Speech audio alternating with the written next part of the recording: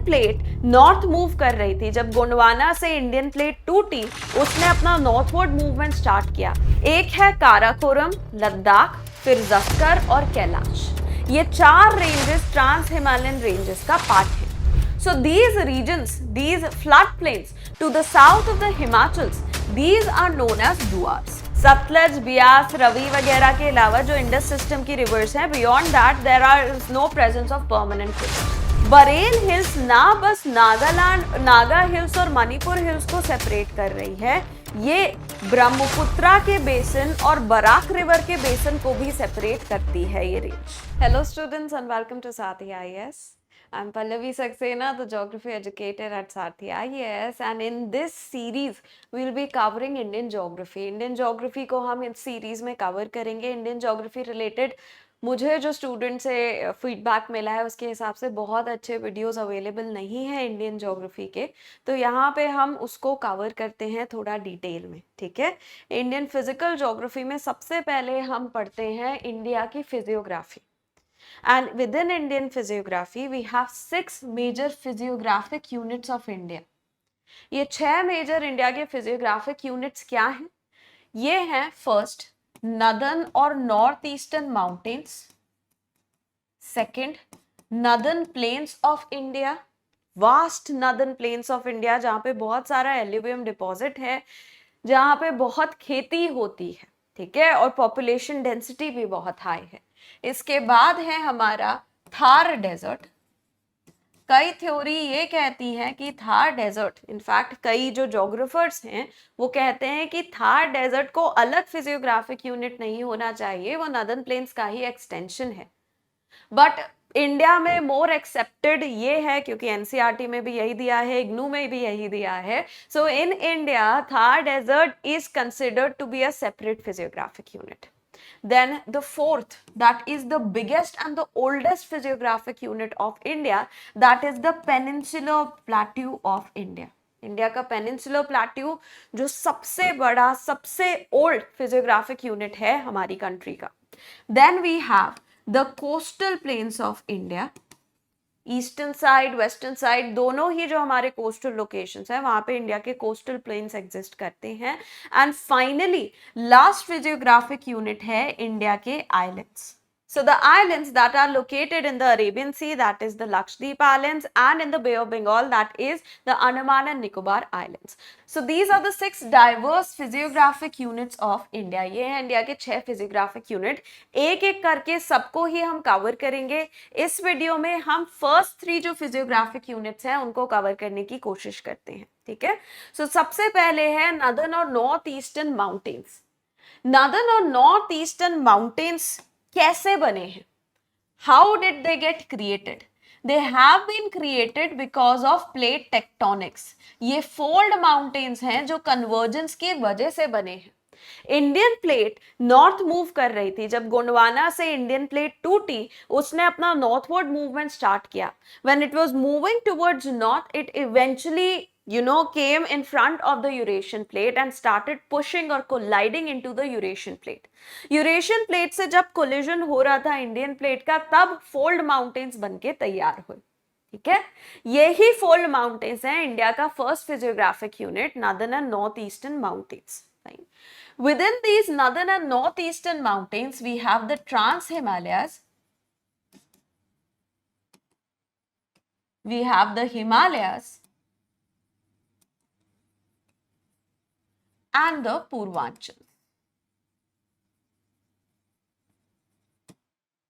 So all these 3 mountain ranges, they belong to the northern and northeastern mountains, ठीक है।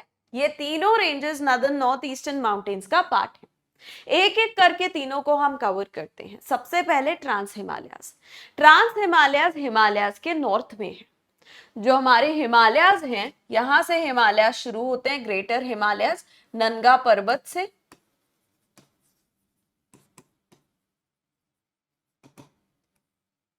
यहां से लेके ये जाते हैं नामचा बारवा तक।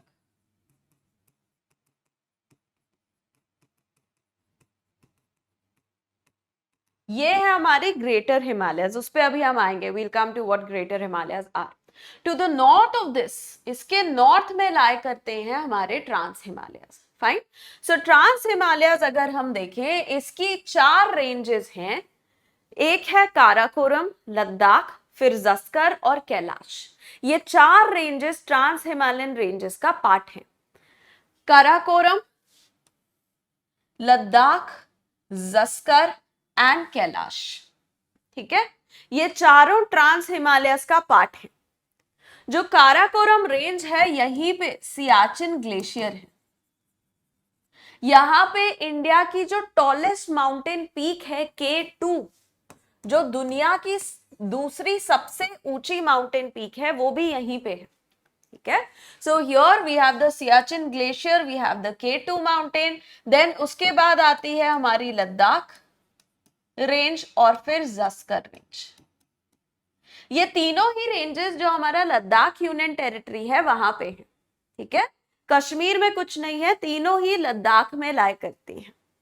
फिर ये जो कैलाश माउंटेन है, कैलाश रेंज है, ये कैलाश रेंज भी ट्रांस हिमालयस का ही पार्ट है। और कैलाश रेंज में कैलाश पर्वत है, which is very holy to Hindus, even Buddhist across the world. यहाँ पे मानसरोवर लेक है, ठीक है, जिसकी यात्रा हर साल होती है। Every year there is Mansarovar lake yatra, right? So this Kailash mountain is holy for Hindus, Buddhists, even Jains all across the world. ये इंडिया में बिल्कुल इसका कोई भी पार्ट नहीं है. No part of the Kailash mountain lies in India. It lies completely in Tibet. Fine. And this range is a source of 3 very important rivers of India. That is the Indus, the Brahmaputra, the Satluj. इन तीनों ही reverse का source Kailash mountain में लाई करता है. ठीक है, so ये है हमारे ट्रांस हिमालयस.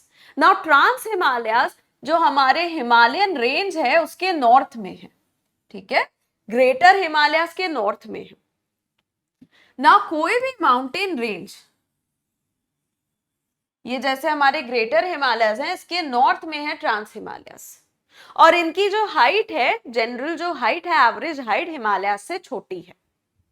अब सन जो है वो 23.5 डिग्री के बियॉन्ड ओवरहेड तो शाइन करता नहीं. इस वजह से जो ट्रांस हिमालयन रीजन है वहां पे बहुत ज्यादा सनलाइट कभी नहीं पहुंचती.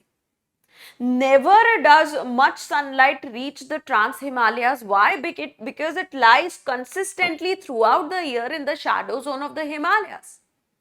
And that is why this region is very cold. क्योंकि ये रीजन बहुत ठंडा है, इस वजह से यहाँ पे दुनिया के some of the biggest glaciers outside of the poles are found. Poles के बियॉन्ड दुनिया के some of the biggest glaciers हमको ट्रांस हिमालयाज में मिलते हैं.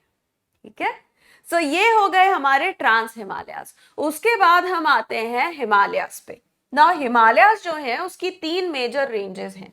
एक है हमारे ग्रेटर हिमालयाज जिनको हम हिमाद्री कहते हैं. दूसरे हैं हमारे लेसर हिमालयस जिनको हम हिमाचल कहते हैं. And then we have the outer Himalayas which are known as the Shivalik. So these are the important ranges of the Himalayas, the 3 ranges of the Himalayas. Himalayas, they start over here at Nanga Parvat, and the greater Himalayas, they start at Nanga Parvat and they are continuously present till Namcha Barwa. Namcha Barwa तक इनका continuous presence है. नंगा पर्वत पे जो हमारी Indus river है वो एक सिंटैक्सियल बेंड लेती है, और नामचे बारवा पे एक यू टर्न हमारी ब्रह्मपुत्रा रिवर लेती है. ठीक है, ये यू टर्न से क्यों ले रही हैं? क्योंकि यहाँ पे जो हिमालयाज हैं उनके सिंटैक्सियल बेंड्स हैं. So Himalayas, इसके beyond we have the Hindu Kush and we have the Kirthar mountains. यहाँ पे फिर हिंदू कुश कीर्थर माउंटेन्स है, पढ़ेंगे नहीं क्योंकि इंडिया में है नहीं. They are not in India, so we won't be studying about them. And over here we have the पूर्वांचल्स. यहाँ पे है हमारे पूर्वांचल जिनके बारे में अभी हम पढ़ेंगे. ठीक है। सो नामचा बारवा और नंगा पर्वत के बियॉन्ड जो हिमालयाज हैं वो सिंटैक्सियल बेंड लेते हैं। सिंटैक्सियल बेंड क्या होता है? Knee bend. जो नीज आपकी ऐसे बेंड हो जाती है ना, your knees bend like this is known as syntaxial bend. So the Himalayas, they take syntactial bend around Nanga Parbat and the Namche Barwa, and because of this syntactial bend of the Himalayas, Indus and Brahmaputra, they take U-turns, almost U-turns at the edges of the greater Himalayas. Fine. So greater Himalayas, they are massive in height. बहुत height है greater Himalayas की, 6000 metre के beyond है average height. And the highest peak, some of the highest peaks of the world, they lie within the greater Himalayas. दुनिया की जो सबसे बड़ी पीक है माउंट एवरेस्ट, वो भी हमारे ग्रेटर हिमालयाज में ही है. इंडिया में ग्रेटर हिमालयस की हाईएस्ट पीक कंचनजंगा है, जो सिक्किम स्टेट में लाई करती है. ये इंडिया की दूसरी सबसे ऊंची पीक है. कंचनजंगा इंडिया की सेकंड सबसे ऊंची पीक है और ग्रेटर हिमालयस की भी सेकंड सबसे ऊंची पीक है. दुनिया की सबसे ऊंची पीक है माउंट एवरेस्ट. दुनिया की सेकंड सबसे ऊंची पीक है K2 जो काराकोरम में लाई करती है. ठीक है. सो इंडिया की सबसे ऊंची पीक K2 है और इंडिया की सेकंड ऊंची peak is Kanchenjunga peak. Fine. इसके बाद आते हैं हमारे हिमाचल्स. जो हिमाचल्स हैं वो बहुत हाईली डाइसेक्टेड हैं डिफरेंट रिवर्स की वजह से. ठीक है. उनके बहुत सारे छोटे छोटे पार्ट्स हैं, डिफरेंट रिवर्स ने उनको कट करके रखा है, बहुत इरोड करके रखा है. So what are the parts of the Himachals? We have the Pir Panjal over here. Then we have the Dhauladhar. Then we have Kumaon, Mussoorie, Nagatibba. We have the Mahabharata range. So these are the parts of the Himachals. ये है हिमाचल जो हमारी range है उसके part. ठीक है. इसके बाद आते हैं हमारे शिवालिक्स. शिवालिक स्टार्ट होते हैं यहां से in the form of Jammu hills. Then almost continuous इनका प्रेजेंस है तीस्ता वैली तक. उसके बाद नॉर्थ ईस्ट इंडिया में मिरी अबोर, दाफला मिरी अबोर, ये तीन इसके एक्सटेंशंस हैं.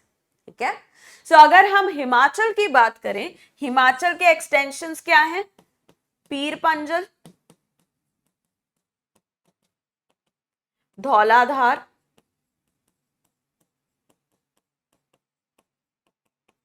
then we have Mussoorie, Nagatibba,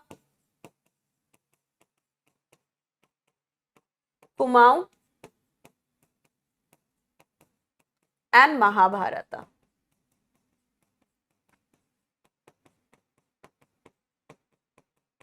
जो शिवालिक्स हैं उनके सेक्शंस जम्मू हिल, देन इधर इसके सेक्शंस दाफला, मिरी अबोर. ये हो गए हमारे शिवालिक हिल्स. ठीक है. अब शिवालिक हिल्स और हिमाचल्स के बीच में जो जगह है, the space between, the low lying space between the Himachals and the Shivaliks, अगर साइड व्यू देखो इनका, साइड व्यू में ऐसे दिखेंगे. ये हिमाचल है, ये हमारे शिवालिक हैं, यहाँ पे हमारे हिमाद्री हैं.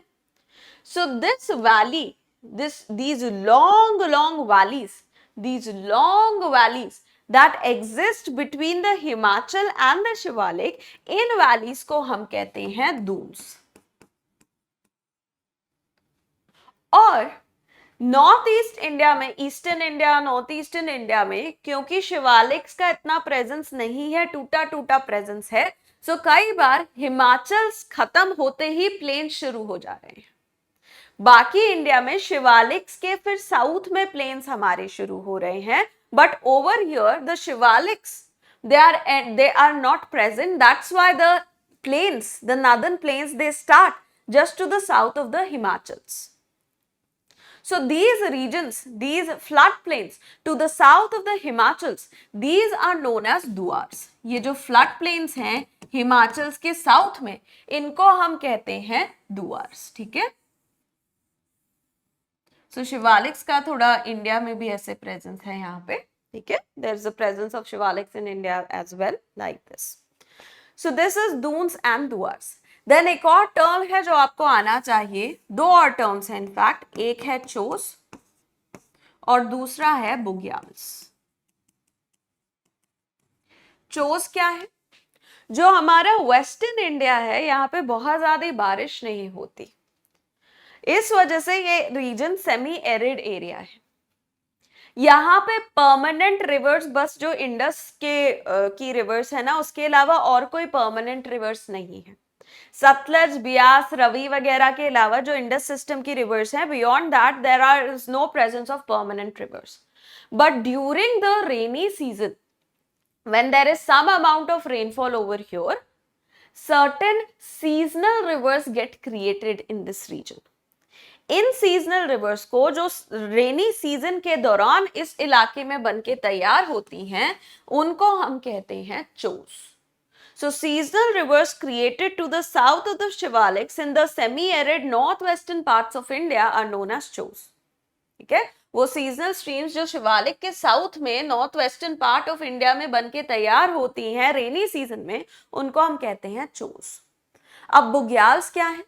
Bugyals are simply high altitudinal grasslands. Himachals में, in the Himachal Himalayas, in the Himachals there is presence of high altitudinal lesser Himalayas, not Himachal state but lesser Himalayas. ठीक है, यहाँ पे high altitude पे there is presence of grasslands. These grasslands are known as bugyals. So गर्मी के time यहाँ पे lush growth of grass होती है, और इस grass का यूज कौन करता है? Certain tribes which are animal herders. During the summer season, these tribes, along with their animals, they move up the hill to, set up their camps at the bugyals. और ठंड के मौसम में जब फिर बुग्याल्स जमने लगते हैं, ये लोग यहाँ से वापस नीचे आ जाते हैं.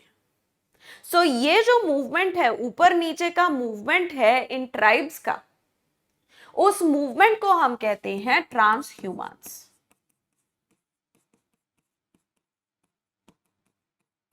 राइट, तो इस मूवमेंट को हम ट्रांसह्यूमन्स कहते हैं और वो है बुग्याल्स. इसके अलावा एक और चीज है जो इंपॉर्टेंट है, जिसको हम कहते हैं करेवास. सो ये जस्कर है. जस्कर और पीर पंजल के बीच में, between Zanskar and Pir Panjal, there is presence of deposits of glaciers, ancient lakes and rivers. यहाँ पे ग्लेशियर्स, एंशियंट लेक्स और रिवर्स के कुछ डिपॉजिट्स हैं. वो डिपॉजिट सिल्ट, क्ले, पेबल, हर टाइप के डिपॉजिट्स हैं. सिल्ट, सैंड, क्ले, हर टाइप के डिपॉजिट्स हैं. इन डिपॉजिट्स को हम कहते हैं करेवास. और इन करेवास में देयर इज ग्रोथ ऑफ केसर. दुनिया का सबसे अच्छा जो केसर होता है, जिसको हम जाफरान कहते हैं, the best quality saffron of the world, वो यहाँ पे ग्रो करता है. इसके अलावा यहाँ पे कुछ नट्स जैसे आलमंड्स, वॉलनट्स, ये सब भी ग्रो किए जाते हैं. ठीक है, सो this is about the Himalayas और उससे रिलेटेड टर्म्स. नेक्स्ट हम आते हैं पूर्वांचल पे. So Purvanchal they lie to the east of Brahmaputra. Brahmaputra के ईस्ट में लाई करते हैं हमारे पूर्वांचल्स. The Purvanchals include multiple ranges. We have the Mishmi and Patkai Bum in Arunachal Pradesh. Mishmi, Patkai Bum. Then we have the Naga Hills in Nagaland. उसके बाद आते हैं हमारी मणिपुर हिल्स. फिर we have the Mizo Hills. We have the Tripuri Hills. Mizo Hills का दूसरा नाम है लूशाई हिल्स. फाइन. नागा हिल और मणिपुर हिल को सेपरेट करने वाली एक रेंज है जिसको हम कहते हैं, इसका नाम है Barail range. which is also considered a part of the Purvanchals. Fine. Barail hills ना बस नागालैंड, नागा हिल्स और मणिपुर हिल्स को सेपरेट कर रही है, ये ब्रह्मपुत्रा के बेसिन और बराक रिवर के बेसिन को भी सेपरेट करती है ये रेंज. ठीक है. This range also separates the basin of Brahmaputra as well as the Barak river. So these are the different parts of the Purvanchals. Fine. Within the Manipur hills lie the Loktak Lake. Loktak lake पे एक national park है. Let me know in the comments what's the name of that national park. Loktak lake is known for phumdis. ये lake है, इसमें decomposed material के ऐसे island हैं, island का प्रेजेंस है. ये जो डीकंपोज्ड डिकेड मटेरियल है, ऑर्गेनिक मटेरियल है, इसके जो आइलैंड्स हैं लोकटक लेक में, इनको हम कहते हैं phumdis. So fumdis are small islands made up of decaying, decomposed organic matter within the Loktak lake. And यहाँ पे एक deer है, Sangai deer, which is native only to this region. Across the world, it is found only in this region, right? So the Sangai deer. So these are Purvanchals. गारो, खासी, Jaintia, Mishmi, Rengma hills Purvanchal के part नहीं है. Those are part of the peninsular plateau. We'll study about them. These are the Purvanchal hills, the parts of the Purvanchals.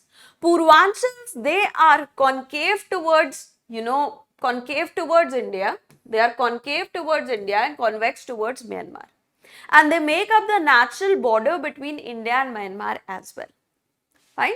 So this is the Purvanchals. This is the Purvanchals. Arunachal में, नागालैंड में, असम में, मणिपुर में, मिजोरम में, त्रिपुरा में, इन states में पूर्वांचल्स लाई करते हैं. Fine. So this is the first physiographic unit of India, the northern and the northeastern mountains. इसके बाद second physiographic unit हम start करते हैं northern plains of India. जब हिमालयस बन रहे थे, शिवालिक्स के साउथ में ये ट्रांस हिमालयस थे, फिर हिमालयस, फिर हिमाचल, फिर Shivaliks. To the south of Shivaliks there was presence of a syncline. एक सिंक्लाइन प्रेजेंट था शिवालिक्स के साउथ में. इस सिंक्लाइन में बहुत सारी जो हमारी हिमालयन रिवर्स थी, उनने ओवर मिलियंस ऑफ ईयर्स बहुत सारा एल्यूवियम डिपॉजिट कर दिया. And this deposited alluvium, or this deposition of alluvium created a plain region over here. It is this plain region which is known as the northern plains of India. Northern plains of India, अगर हम पूरे Indian subcontinent की बात करें, northern plains of India, they start to the west, to the east of the Indus river. ये Indus river के east में start होते हैं. ठीक है. They start to the east of Indus river till the Brahmaputra river. So इसके different parts क्या हैं वो हम देखते हैं. Their presence is in Punjab, Haryana. Their presence is also in Rajasthan. Then of course UP, Bihar, parts of MP, Chhattisgarh, parts of Jharkhand, West Bengal, Assam. These are the states through which the northern plains of India go through. Northern plains of India ये भी divided है multiple sections में, regional sections में. First we have the Punjab Haryana plains, जो of course Punjab Haryana में है, mainly drained by the Indus river tributaries. Second we have the Rajasthan plains.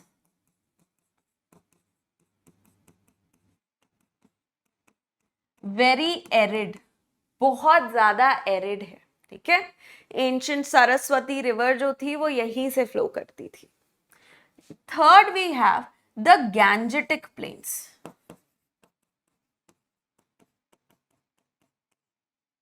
And fourth we have the Brahmaputra planes.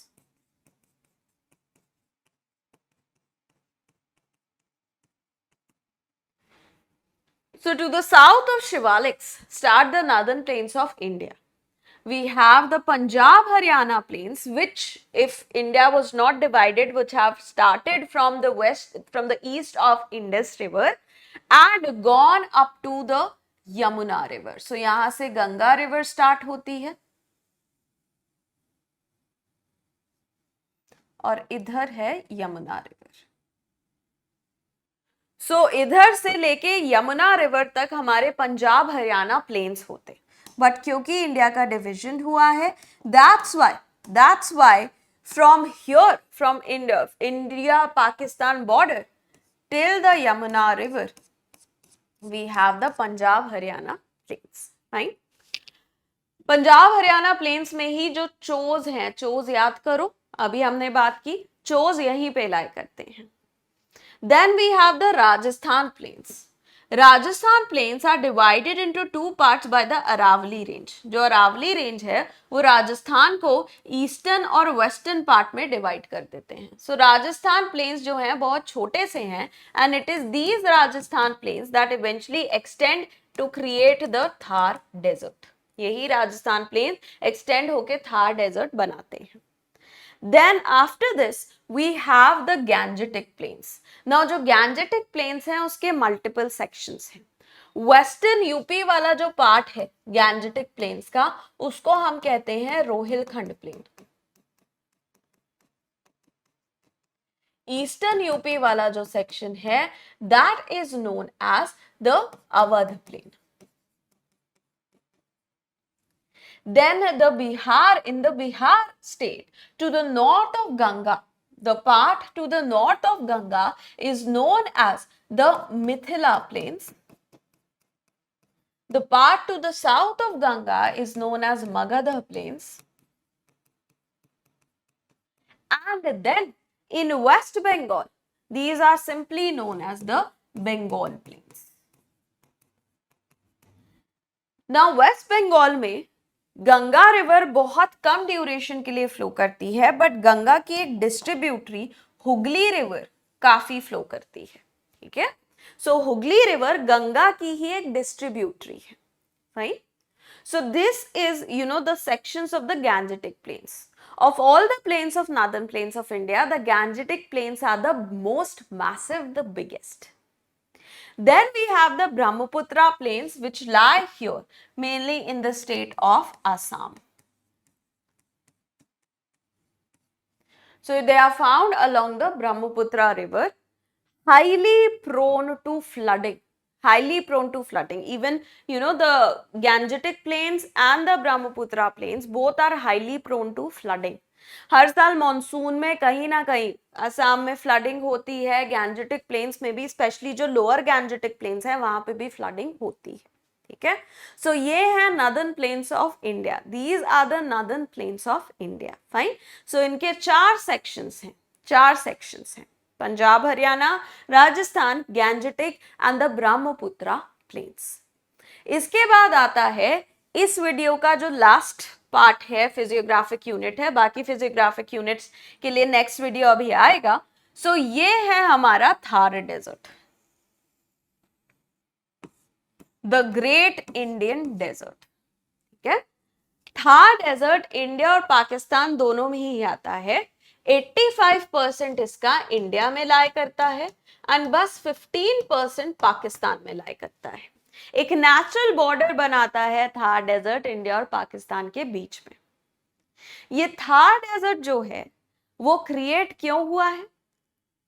वो reason अभी recent studies के हिसाब से अगर हम देखें, कुछ हजार साल पहले ही, नॉट 1000, कुछ 4-5 हजार साल पहले थार डेजर्ट वाला जो रीजन था वो इतना ड्राई एरिड नहीं था.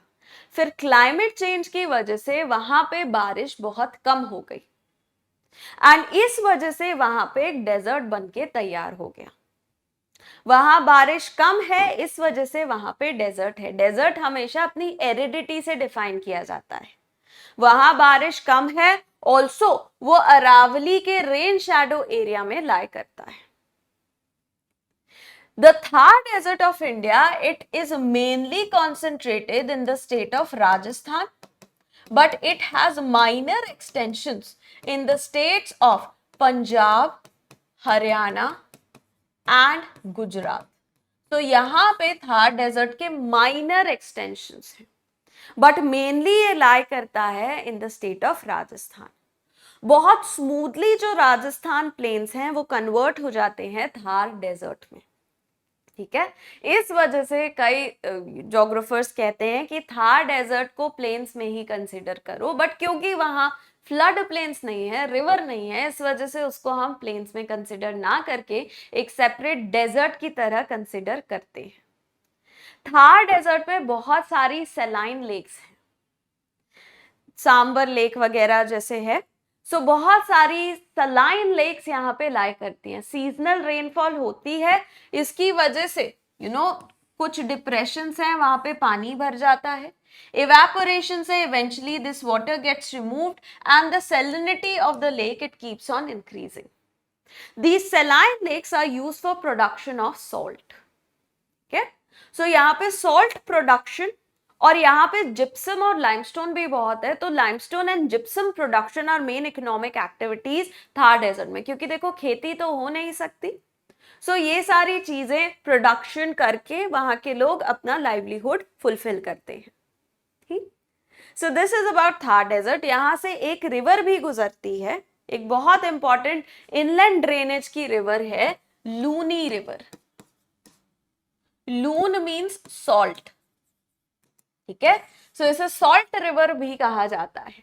ये भी एक एफेमेरल रिवर है, बस जब बारिश होती है तभी ये रिवर फ्लो करती है, and one of the world's most prominent inland drainage river ये है, ठीक है।